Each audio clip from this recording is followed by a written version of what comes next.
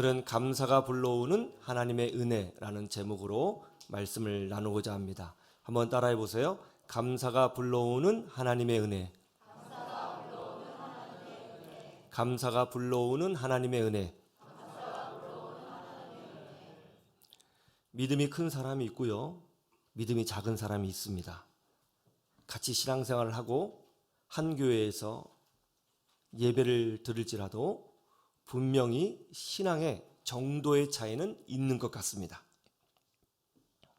성경에 보면 믿음이 큰 사람들의 여러 가지 특징들이 나오는데요, 가장 도드라진 특징이 순종입니다. 믿음의 사람들은 항상 순종을 했죠. 두 번째가 꿈과 비전을 품고 도전하는 사람들입니다. 믿음의 사람들은 항상 도전했습니다. 셋째가 인격 성숙입니다. 신앙이 좋다, 믿음이 좋다 하는 것은 인격과 연결되어져 있죠. 넷째가 성령 충만입니다. 믿음이 큰 사람들은 성령으로 충만한 사람이며 성령의 지배를 받으며 성령 하나님과 동행하는 사람들입니다. 그리고 믿음이 큰 사람의 다섯 번째 특징은 바로 감사인 것입니다. 믿음이 큰 사람들은 하나님을 압니다. 하나님이 어떤 분인지를 알고 있습니다. 그래서 믿음의 사람들은 그들의 눈을 세상에 두지 않고 하늘에 둡니다. 하늘에 계신 하나님을 알고 그의 섭리를 이해하고 그의 통치를 마음으로 순종하기 때문에 감사할 수 있게 되는 것이죠. 오늘 본문 말씀은 감사 찬양의 시편이죠. 시편 136편은 그 시작부터 이렇게 시작합니다. 1절 한번 보시겠어요? 시작을 이렇게 시작하죠. 다 같이 시작. 여호와께 감사하라. 그는 선하시며 그 인자하심이 영원함이로다. 여호와께 감사하라. 그렇게 시작하고 있습니다. 오늘 시편 136편에 보면 이렇게 되어 있죠. 여호와께 감사하라. 그러자 어떤 일이 벌어졌다고 합니까? 본문 내용을 쭉 읽어보면 여호와 하나님께서 강한 손과 편팔로 이스라엘을 구원하셨고 지켜주셨고 또 이스라엘을 지켜주시고 구원하시기 위해서 다양한 능력과 기적으로 함께해 주셨다고 설명하고 있습니다. 시편 136편은 일단 감사로 시작해서 마무리가 감사로 끝나는데요, 그래서 오늘 시편 말씀을 가만히 보면 이렇게 표현합니다. 주님께서 우리를 구원해 주셨으니 우리가 감사합니다. 그러면서 동시에 이렇게 노래합니다. 우리가 주께 감사했으니 주께서 우리를 기억하사 우리를 위하여 싸우셨도다. 무슨 말이에요? 감사가 하나님의 은혜와 기적을 불러왔다는 것이죠. 우리가 감사하니까 하나님께서 이렇게 응답하셨다. 그러면 감사가 불러온 하나님의 은혜는 뭘까요? 첫 번째는 기적이에요. 한번 따라해 보세요. 기적. 우리 마태복음 14장 19절 말씀을 보겠습니다. 찾아보시죠. 마태복음 14장 19절.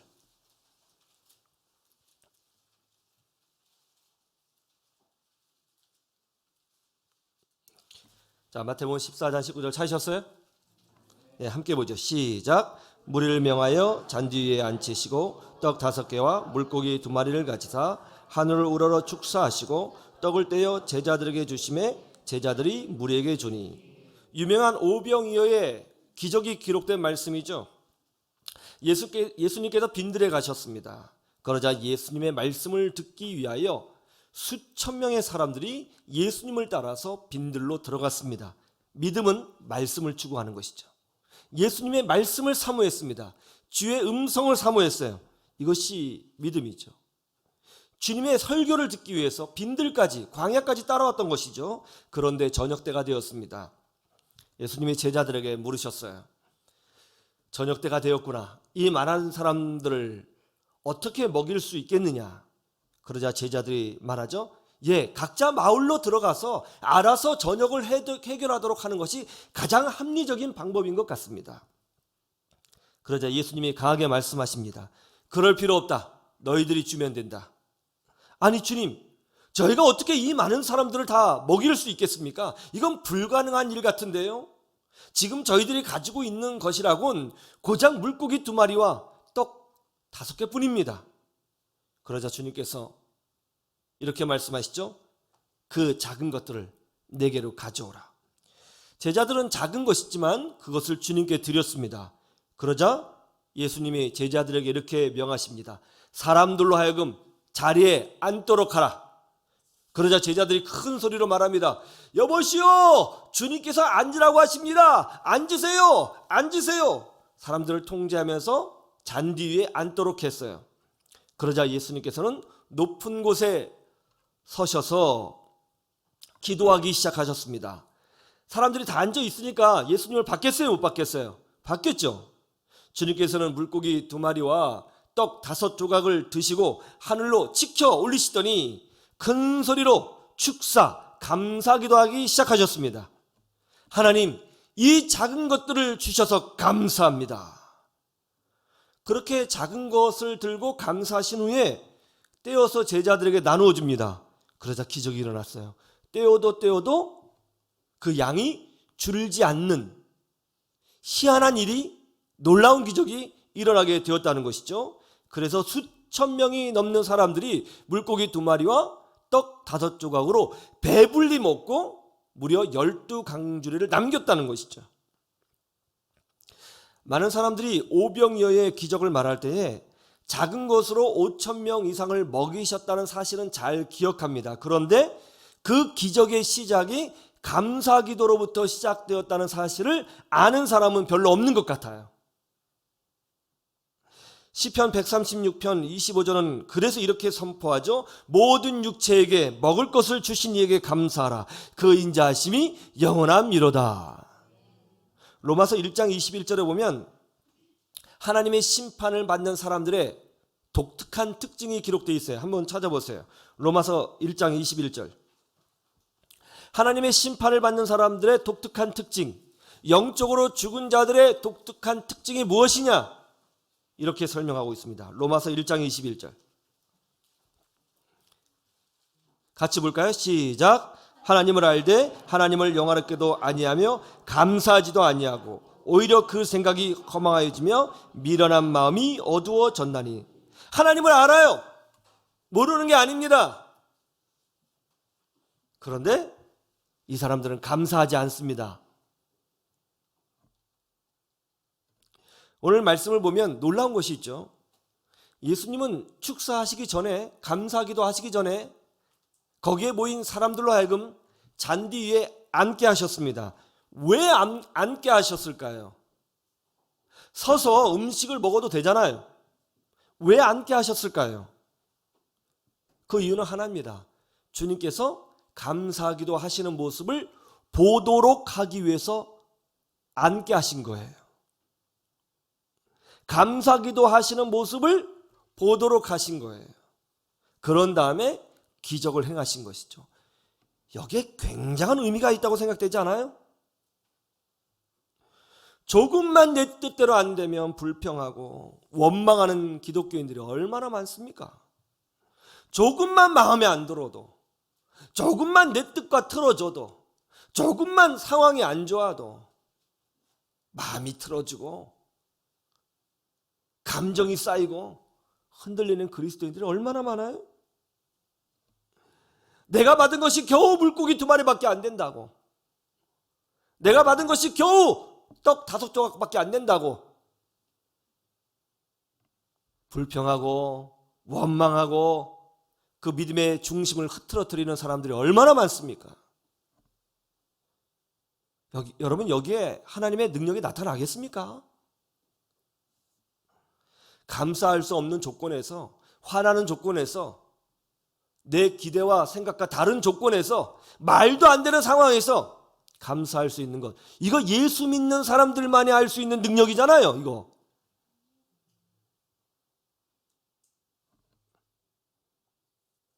기독교인들은 놀라운 영적인 능력이 있다.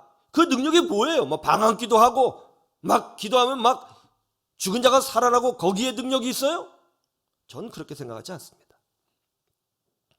기독교인의 능력은 감사할 수 없을 때, 말도 안 되는 일을 당했을 때에, 기분 상하는 일을 경험했을 때에, 화가 날 때에, 원망할 일이 생겼을 때, 그럼에도 불구하고 하나님의 은혜를 기억하며 감사할 수 있는 것, 여기에 기독교인의 능력이 있는 거예요. 여기에 기적이 나타나는 것입니다. 믿으시기를 주님의 이름으로 축원합니다. 두 번째, 감사는요, 우리에게 승리를 불러온다는 거예요. 한번 따라해 보세요. 승리. 우리 역대하 20장 21절을 보세요. 역대하 20장 몇 절이요? 20절. 21절.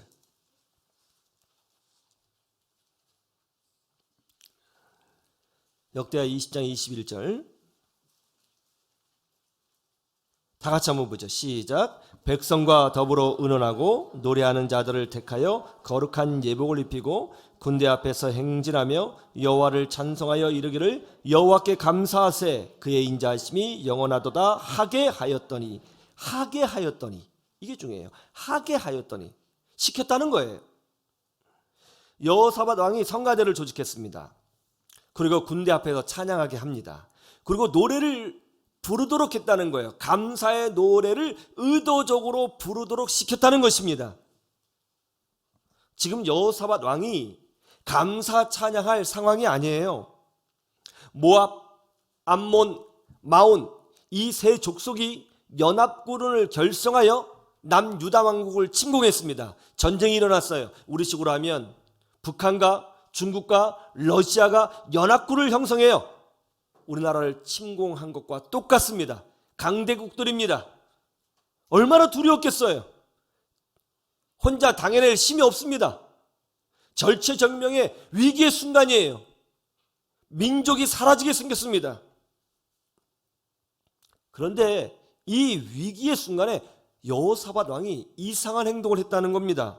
먼저 군대를 모으고 다음 바로 성가대를 조직했다는 거예요. 그리고 성가대를 군대 앞에 세우고 하나님을 찬양하도록 시켰는데 그 가사 내용이 뭐냐면 하나님 우리 죽게 되었습니다. 살려주세요. 우리 도와주세요. 이런 찬양이 아니고 감사 찬양을 하도록 시켰다는 것입니다. 여호와께 감사하세 그의 인자하심이 영원하미로다. 그러자 어떤 일이 일어났다고 성경에 기록되어 있습니까? 22절을 보세요. 그렇게 하도록 시켰더니, 이게 중요해요. 거기서 시작하는 거예요. 하게 하였더니, 이 표현 아주 이 표현 중요해요. 22절 시작. 그 노래와 찬송이 시작될 때에 여호와께서 복병을 두어 유다를 치러 온 암몬 자손과 모압과 세일산 주민들을 치게 하심으로 그들이 패하였으니. 할렐루야. 감사 찬양을 하니까 암몬, 모압, 마온 족속 연합국이 패하고 이스라엘이 극적으로 승리하는 기적을 맛보았다는 것입니다. 여러분, 이 사건을 성경에 기록해 놓은 것, 어떤 분명한 하나님의 의도가 있지 않을까요? 우리는 질병과 전쟁해야 합니다. 우리는 물질 문제로 전쟁해야 되죠. 인간관계 때문에 전쟁해야 되고요. 신앙 때문에 전쟁해야 되고요. 또 여러 가지 삶의 여러 가지 고난 때문에 우리는 울면서 싸워야 합니다. 무엇으로 싸움을 시작해야 할까요? 미국 기독교인들 중에서요, 가장 오래 사신 최장수 크리스찬이 지난달에 신문에 등장을 했습니다. 신문에 이제 기사로 보도가 됐는데요. 올해 107세예요. 한국 나이로 108세. 근데 굉장히 건강하십니다. 이분이 아델 줄리에 토마슨 권사님인데요. 이분은 1915년 10월 7일 사우스캐롤라이나에서 태어났다고 합니다.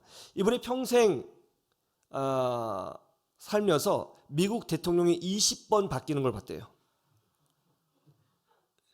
권사님이 어렸을 때 사람들이 말하고 노새를 타셨는데 지금은 전기 자동차를 타는 거 보면서 굉장히 놀라워하신대요. 네, 나 때 나오는 거죠. 노새 탔어. 굉장히 건강하시고요. 병 들어 있는 것도 아니고 지금도 운동하시고 산책하고 교회에서 찬양하고 뭐 아주 건강하게 잘 살고 계세요. 그래서 이제 기자들이 와서 인터뷰를 하고 건강도 체크하면서 또 이런 일이 또 벌어지면 또 여러 또 연구하는 사람들이 와서 막 연구도 하고 그렇잖아요. 미국 사람 독특하잖아요. 막 이제 연구를 하는데요. 자꾸 묻는 거죠. 권사님 무엇을 주로 많이 드십니까? 권사님 어떤 운동을 하십니까? 소식하십니까? 아니면 많이 드십니까? 뭐 이런 걸 막 질문하는 거예요.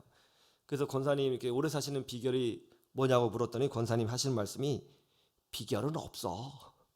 나도 이렇게 오래 살게 될 줄 몰랐어. 예요. 나도 이렇게 오래 살게 될 줄은 몰랐어요.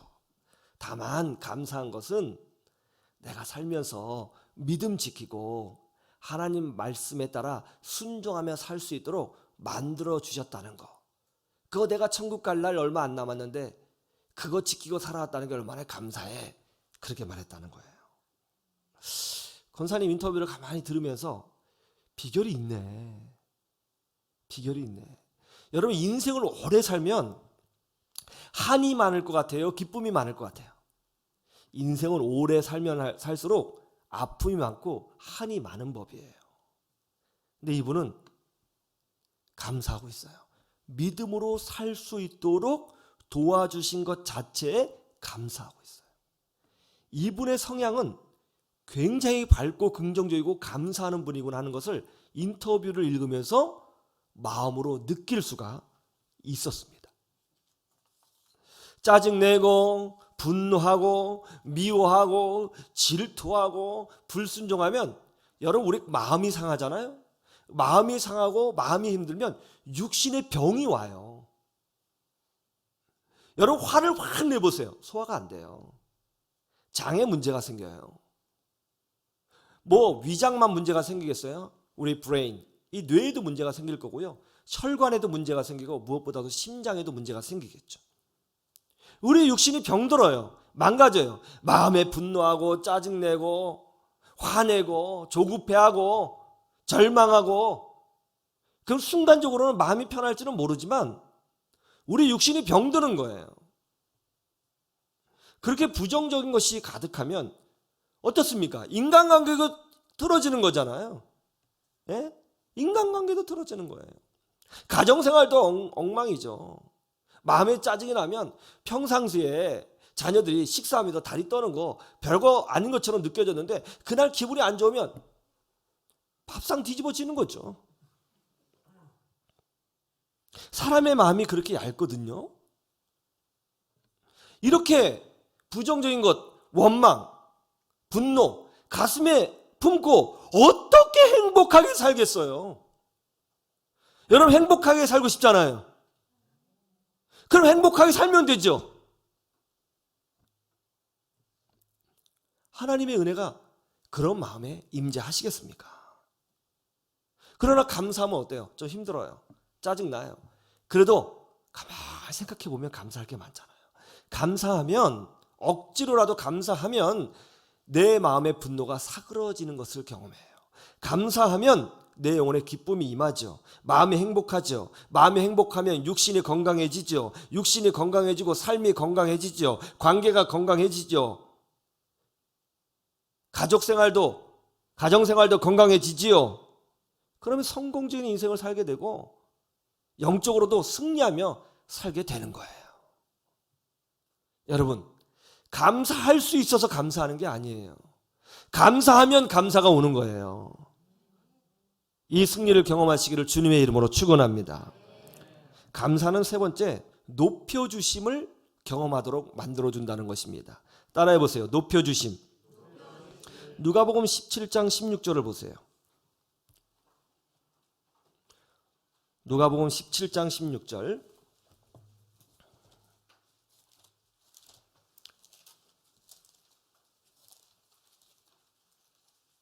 누가복음 17장 16절.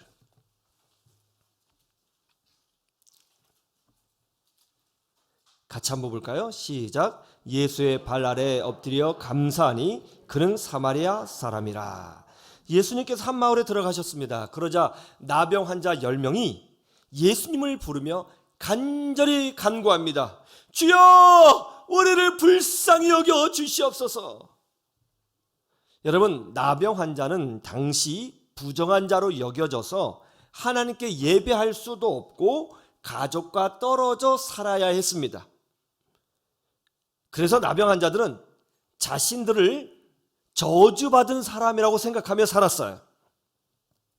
그들이 멀리서 주님을 간절히 부르며 치유를 구합니다. 주여, 우리를 불쌍히 여겨 주시옵소서. 그러자 주님께서 선포하십니다. 너희들의 몸이 치유되었다고 하는 믿음을 가지고 제사장에게로 가거라. 그래서 너희 몸이 치유된 것을 제사장에게 보여주거라. 그래서 그들이 주님이 하신 말씀을 붙잡고 제사장에게로 찾아갔습니다. 당시 나병 환자가 치유되었다고 하는 증표를 얻으려면 제사장의 인증이 필요했습니다. 그래서 제사장에게로 간 거예요. 그런데 길을 가던 중에 그들의 몸이 어린아이의 피부처럼 깨끗하게 치유되는 기적을 경험하게 된 거예요. 야, 예수님이 말씀해 주셔서 우리가 이렇게 치유된 것이구나. 정말 예수님이야말로 모든 시대의 유일한 구원주가 되시는구나. 그분이야말로 하나님이시구나. 이 얼마나 감사한 일인가. 정말 감사한 일이죠. 그렇죠? 그런데 이상한 일이 일어났습니다. 정말 감사한데, 참 감사해요. 너무 좋은 일이에요. 고마워요. 그런데 10명의 나병 환자 중에서 사마리아 출신 나병 환자 한 명만이 가던 길을 멈추고 돌이켜서 주님을 다시 찾아와 감사를 표현했다는 거예요. 한 명만이. 유대인들이 그렇게 무시했던 그 사마리아 사람들, 그 사람만이. 그러자 주님께서 물으셨습니다. 얘야, 다 치유됐을 텐데 나머지 9명은 어디 갔느냐? 왜 여기 찾아오지 않느냐? 왜 여기 와서 감사를 표현하지 않지? 예, 그들은 제 갈 길을 갔습니다. 그러면 너 혼자 감사를 표현하기 위해서 여기 왔느냐? 좋다. 내 믿음이 너를 구원하였느니라. 이 사마리아 사람들 말로 이야말로 진정한 하나님의 백성이며 구원받은 백성이라고 주님께서 높여주신 거예요. 유대인들이 그렇게 괄시하고 무시했던 그 사마리아 사람. 찬송가 258장이 이거예요. 샘물과 같은 보혈은, 샘물과 같은 보혈은, 그 찬양인데요. 이 찬송은 윌리엄 쿠퍼가 지은 찬양입니다.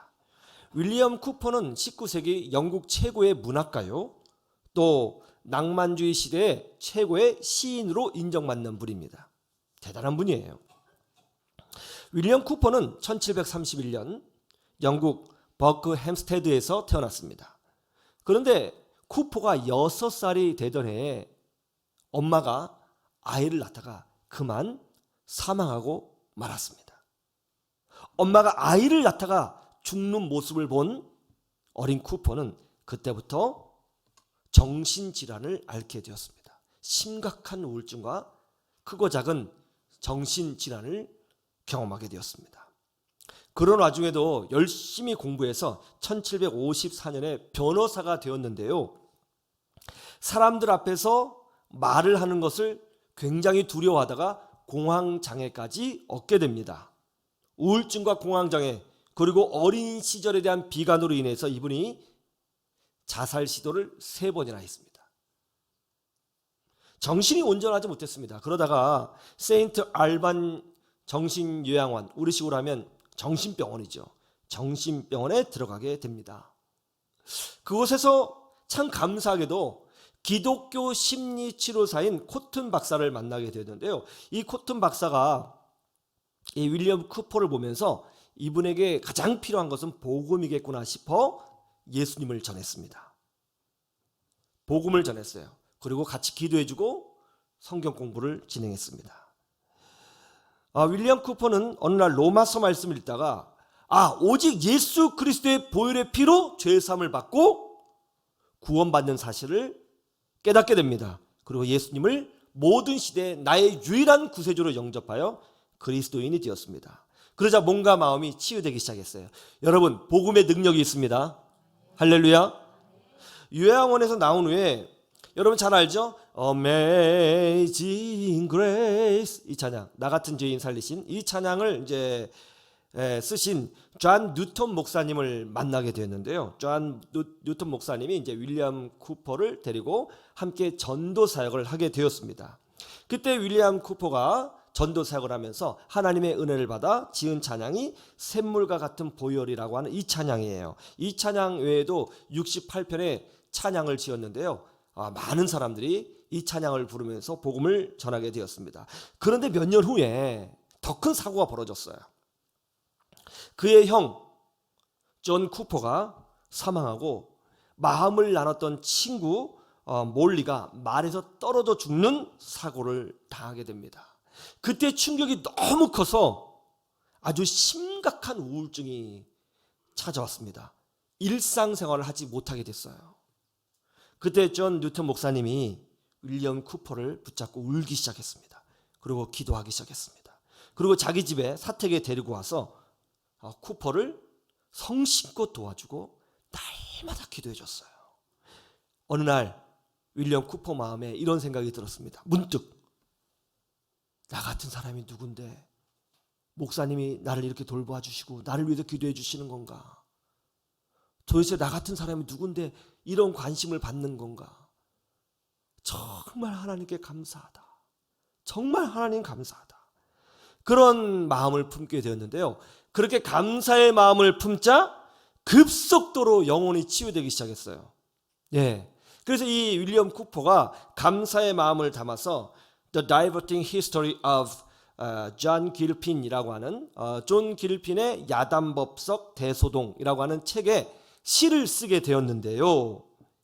이 시집이 모아져서 1782년에 출판됩니다. 근데 이것이 영국 사회를 강타했어요. 대성공을 거두었습니다.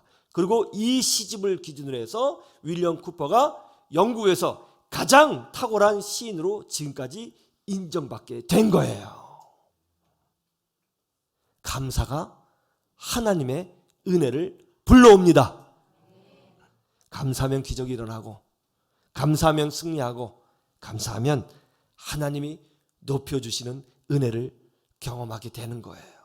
여러분, 우리 어떤 일이 있어도 함께 감사하며 살면 좋겠습니다. 그것이 우리 믿음의 사람의 능력 아니겠습니까? 감사로 주의 은혜를 더 풍성히 경험하시는 하나님의 자녀들이 되시기를 주님의 이름으로 축원합니다.